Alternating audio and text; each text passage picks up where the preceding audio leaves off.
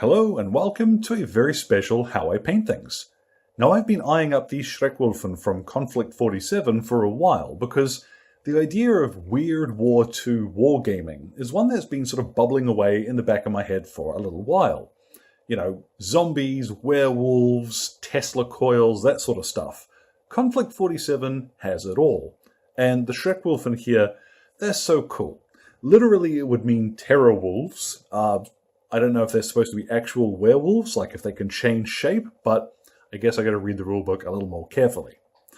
Luckily, they're actually really easy to paint. These slightly larger figures do benefit from a bit more time spent on them, so I will explain some ways that you can lavish them in a little more attention, but for the most part, this is just simple layering and dry brushing. So I will list all of the paints in the description below. Let's get started. Now to begin with, I've primed this fella with a couple of light sprays of the Army Painter's Uniform Grey. Any mid-tone grey will work perfectly well here. You might want to use Mechanicus Standard Grey. It honestly doesn't matter too much. It's really just going to give us the base coat for all of our colours over the top. Now to start with, I've got here some Eschen Grey. I've got just a little bit of water in my brush here. I'm going to use my large base brush because we don't need to be very careful with this at all. We're just going to go over all of his... See, it's funny because he's got these big fluffy, furry, floofy bits on like his back and his hands and that. But he's also got, I mean, I would assume it's fur all over his body. He's a werewolf thingy, right? So we'll say all over his fur, right? Now you'll find this covers pretty well. You can see how easily that's going on. And to be perfectly honest, we're going to do this with one coat because we're going to do quite a bit over the top. We don't need for this to be a completely perfect flat colour. Now the next colour we're going to use is Skaven Blight Dinge, and this we're going to apply using a technique called overbrushing. Now overbrushing is, in essence, very similar to dry brushing, except we're not going to take quite so much paint off the brush. All I'm doing here is just working it into my bristles. And I tend to find a flat-edged brush is good for this. It doesn't really matter sort of what make it is. And then we're going to just lightly, over the top of him, start flicking down and up and adding some of this colour to his fur. All over his body, in fact. You'll notice this doesn't change a great deal, but what we're trying to do is just avoid that Eschen Grey in the really deep recesses. So if I go over his shoulders here, you'll see we get this shoulder blade muscle, but we don't get anything into the muscles underneath. So pretty good for nice, quick, sort of directional highlighting this. And once you finish with this, you'll probably find it does take a couple of passes to get a decent color here, but go around and when you're happy with that, we'll move on to shading them. Now what we're going to do is actually mix our shade. If you don't want to do this, you can just use Agrax Earthshade a little later in the painting process and it will look just fine. But for what I've got in mind, I think a little bit more, a sort of reddish tone is going to help us quite well. So I've got here Nuln Oil, and what I'm going to do is load up my brush and bloop, bloop, 2 of those, and some Reichland Flesh Shade, bloop, I might need a little bit more. Don't worry if this is not a perfect mix. We're looking for about half and half. So once we've got those, we'll just mix them in together. And you'll see we get a nice dark brown, which has a little bit of a warm red tone to it. And that's going to work wonderfully for our werewolf. And once our shade is mixed up, we're going to apply it all over his fur. Just be fairly generous with this if you like. And make sure when you come around to his back, you are really working it into all of those little recesses in his fluff. Now once that's dried, you'll see we've got plenty of shading, especially if we flip him around here, you'll see all of his back and shoulders are all highlighted. That's really cool. And that's a very simple way of doing it. That little bit of red, I think, really helps. But like I said, if you do want to skip out on that, you can just Agrax Earthshade that later and get a fairly similar finish. What I've got now, this is my Storm Vermin fur, and a smaller brush. You don't need to go all the way down to a teeny tiny one for this, but something a bit smaller that you can control. And we're going to start highlighting all the buff bits. Now, because he is pretty buff, this can take a little while. If you wanted to here, what you could do would be to simply dry brush him. But I think for the definition that we're looking for, you're going to be better off using a brush for this. So when you come to edges of areas of muscle, I think just a little bit of flicky lines will generally help sell the shape. Take a peek at the old box art if you need some pointers. Now when it comes to his back and shoulders, just little bits here and there to help define the edges of those big muscular areas. But you don't need to paint in huge amounts of this. So this is a part which will take a little bit of practice, I'd say. So, I mean, even if you want to keep track of how your paint is coming off your brush, you can paint lines on his butt. We're going to paint over that later. Now that'll take a little bit of practice, like I said, but once you're finished, you'll have something that looks like this. And I think that goes quite a long way to really selling the size of the werewolf. If you do have any areas like on his chest here, for example, where I've gone a little overboard with some of my highlights, I can get my Skavenblight dinge back and just paint some of those flatter areas and thin out the highlights a little that way. Now the last thing to do to finish off sort of the wolf part is his fur, the big fluffy parts. And for this I'm going to use a dry brush. Now you can use a small Citadel dry brush if you like. I thoroughly suggest though pick yourself up a set of makeup brushes.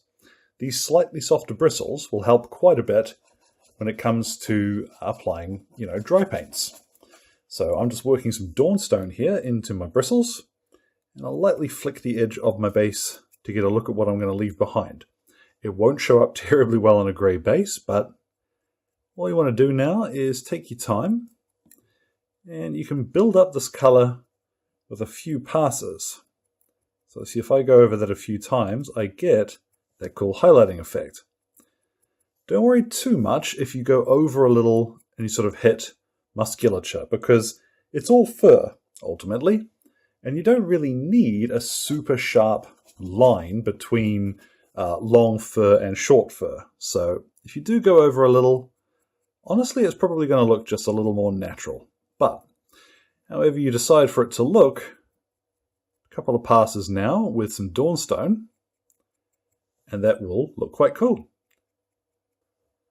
Now to make that stand out just a little bit more, I'm going to use here, this is some Longbeard Grey. You could skip straight to Longbeard, as your first dry brush, but I think that'll give you a very sharp transition to colour, which won't look great. Matter of opinion, but I think the Dawnstone first really helps in that respect. So I'm going to go around and just touch up some of the fluff with a little Longbeard Grey to really make it pop off of his body. Now we can start applying some more base coats. And I'm going to begin with Dryad Bark to paint in his belt and his little pouch on the side here. I'm painting this in now because it's going to be pretty easy to touch up the belt loops later with whatever colour we decide to do as trousers than it would be to paint in those belt loops and now try and avoid them. So let's finish this off. You'll probably find, this is a very dark colour. This will probably finish off in just one coat. Now speaking of those trousers, we're going to switch to a VALLEJO colour for this. We're going to use German Field Grey. Now if you want to stick purely to Citadel colours, you might try mixing some Deathcore Drab with a little bit of Mechanicus Standard Grey, but I don't know. Personally, I like as much as possible to be able to paint out of one pot without having to mix, even with my highlights, which is part of why I'm, such a big fan of Citadel's colour range. But if you do have to mix, remember, don't worry too much if it's not perfect. You're painting a werewolf, after all. Now we'll get some Corvus Black, and I'm going to paint in his gloves, because he is actually wearing these little fingerless gloves, which are Probably the silliest thing about the miniature, but I like them. Now, I'm using this rather than a flat black because this is not quite, it's not perfectly dark. So when we shade it, we'll actually be able to get a little bit more detail visible in there. We're probably not going to highlight it, but take your time and just fill in his gloves. And with that Corvus black, don't forget, boop the snoot. Now I've got Rakarth flesh, and I'm going to paint in his leg wraps. You'll find this generally covers pretty well, but you're still probably going to need 2 coats of this. When you come down to where his nails and claws and what have you are, a little dab of this now will help us with the actual colour we want to paint them later. So be careful here, but part of the reason we've gone for a nice simple flat colour for his gloves is we can tidy this up very easily if we need to. Now that will take a couple of coats, but once you've finished, get yourself some Morghast bone, and we can paint in his claws and teeth with this. If you don't have this, or you don't want to pick it up, you can just use Xandri dust. Just bear in mind that will look quite a bit darker. I would thoroughly recommend, if you're looking at doing monstery stuff, Morghast bone is going to come in handy for you at some stage anyway, so not a bad purchase.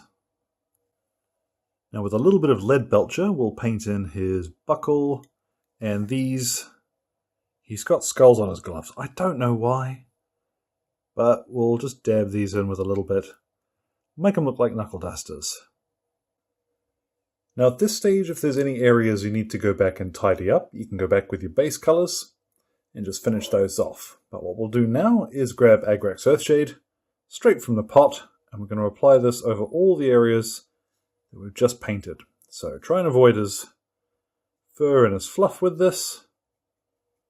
Go around now and work Agrax Earthshade into essentially his uniform, I guess you'd call this. Then once that shade's dry, you'll have something that looks like this. And that's looking pretty good, I reckon. You could go ahead and base them and put them on a table like this. But I do want to highlight a couple of areas just to make them pop a bit more on the table. I figure with these larger models, treating them like little centerpieces will work quite well. So I'm going back to my Feldgrau, and I'm just going to flick over some areas where I want to accentuate colour.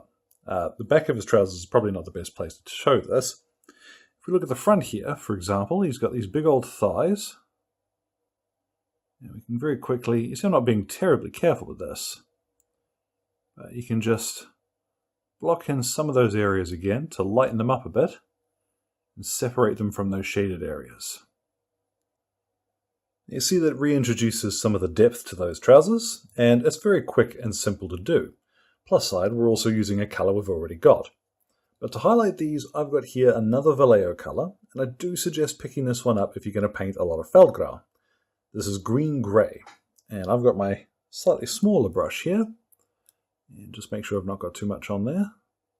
What we'll do is start picking out some of the edges and these sharper folds.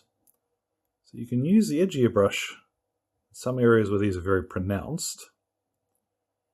And if you do find that you go over, you put too much on, the highlight doesn't look right, same as we fixed up his chest, you can do this also with, go back to Feldgrau and tidy that up.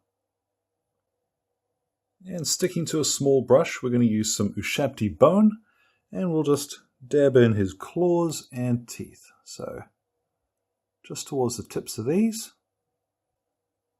If you're feeling really brave, you can get yourself some white and a nice fine brush and knock your camera around some. Just lightly dab in just a few little spots. You don't need to paint whole teeth, just enough to break up the shape of that line there. Now I've got a little bit of Evil Sun Scarlet, and I'm going to try and paint in his eyes, mostly so I can show you how to fix things if it goes wrong. Now, I've got a little bit of red, and as you can tell, I'm concentrating because I'm whispering here. And we'll just paint along that little red splat there. Ah, look, just a little bit of rogue red on his other eye. So what I'll do, there's my Ashen Grey. And if I get in there, I can just block in the whole area so that I've made sure there's no red where it shouldn't be. And now, just a little fresh Storm Vermin fur to highlight that edge. Fixed up, easy as. Now I'm just going to use a little touch of Gorthor Brown to highlight the edges of his pouch and belt. And from there I'm going to call him done. If you did want to highlight his leg wraps, you could use just a wee bit of maybe Carrick Stone, or you could even go back to Rakarth Flesh. But I don't think it's going to add a huge amount to the miniature to do that, so I'm just going to skip it.